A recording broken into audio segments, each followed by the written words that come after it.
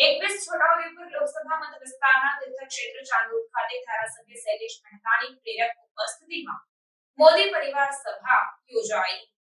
ડભોઈના યશસ્વી ધારાસભ્ય શૈલેષ મહેતાની પ્રેરક ઉપસ્થિતિમાં ડભોઈ તાલુકાના તીર્થક્ષેત્ર ચાંદોદના દયારામ ચોક ખાતે મોદી પરિવાર સભા યોજાઈ હતી, જેમાં તાલુકા જિલ્લા પંચાયત સીટના કાર્યકર્તાઓ, આગેવાનો અને અગ્રણીઓ સહિત નગરજનો બહોળી સંખ્યામાં ઉપસ્થિત રહ્યા હતા અને 21 છોટાઉદેપુર લોકસભા બેઠકના ઉમેદવાર જશુભાઈ રાઠવાને જંગી બહુમતીથી વિજય અપાવવાના સંકલ્પ સાથેના આયોજનની ચર્ચા સાથે સૌને અબકી બાર 400 કે પારની નેમ સાથે કામે લાગી જઈ વિકાસ પુરુષ નરેન્દ્ર મોદીને વડાપ્રધાન પદની હેટ્રિક હાંસલ કરાવવા ધારાસભ્ય શૈલેષ મહેતાએ હાકલ કરી હતી। તો છોટાઉદેપુર લોકસભા ઉમેદવાર જશુભાઈ રાઠવા 7 લાખ જેટલા મતથી જીત મેળવે અને તેમાંય ડભોઈ વિધાનસભા વિસ્તારમાંથી 1.25 લાખ જેટલું માર્જિન મળે તેવો આશાવાદ ધારાસભ્ય શૈલેષ મહેતાએ વ્યક્ત કરી તારીખ 7 મેના રોજ વધુમાં વધુ એક તરફી મતદાન થાય તે માટે મોદી પરિવારના સભ્ય તરીકે ઘરે ઘરે પહોંચી દરેકને મતદાન મથક સુધી પહોંચાડવાની જવાબદારી નિભાવવા જણાવ્યું હતું। મોદી પરિવાર સભા પ્રસંગે છોટાઉદેપુર લોકસભાના પ્રભારી શશિકાંત પટેલ, જિલ્લા મહામંત્રી ડોક્ટર બીજે બ્રહ્મભટ્ટ, જિલ્લા ઉપપ્રમુખ કર્ણરાજસિંહ, જિલ્લા પંચાયત મહિલા બાળ વિકાસ સમિતિના ચેરમેન રેવાબેન વસાવા, તાલુકા પંચાયત સદસ્ય ધર્મિષ્ઠાબેન માછી, સરપંચ દીપ્તિબેન સોની સહિતના અગ્રણીઓ અને આગેવાનો ઉપસ્થિત રહ્યા હતા। कम से कम 1,25,000 मार्जिन થી જીતાડવા છે। ચાંદોદમાં બધા ભેગા થઈ ગયા તો કોઈ છે ને એલુભાઈ, કોઈ વાંધો? હવે એલુભાઈ તમારી જોડે છે એટલે ગામમાંથી જે કઈ મતદાન થાય એ બધું એક તરફી થાય અને કોઈ આ ગરમીમાં ઘરમાં સૂતું ના કે ભાઈ ગરમી લાગે છે ના જવાય। એક દિવસ મોદી પરિવારના સભ્ય તરીકે આપણે લોકોને જઈને જે મતદાન ના કરવા જાય એને ઘેરથી ઉઠાડીને તબિયત ખરાબ હોય તો રિક્ષામાં, ગાડીમાં ગમે તેમ બેસાડીને વોટિંગ કરાવવાનું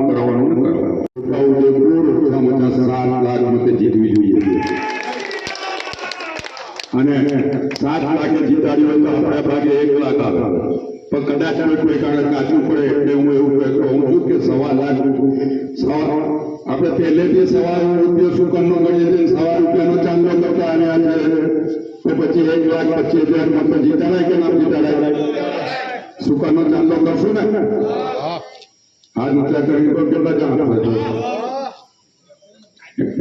પાછળ સભાની ચૂંટણીને અનુલક્ષીને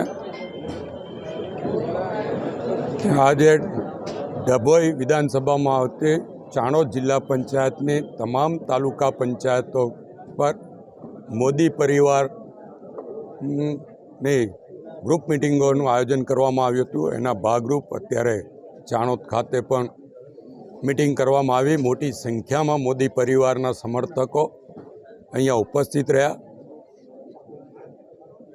7મી તારીખે મતદાન છે, 4 જૂને પરિણામ આવવાનું છે। આ વખતનું પરિણામ એ ભારત વર્ષના ઇતિહાસમાં સુવર્ણ અક્ષરે લખાવાનું છે।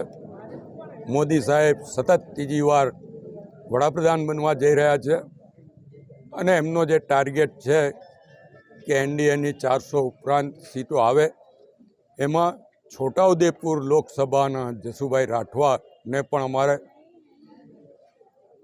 જે અમારા પ્રદેશ અધ્યક્ષનું સૂચન છે કે 5 લાખ કરતાં વધુ મતે જીતાડવાનું, એમાં ઉમેરો કરીને અમે 7 લાખ મતે છોટાઉદેપુર લોકસભા જીતે એના પ્રયત્નમાં લાગેલા છીએ।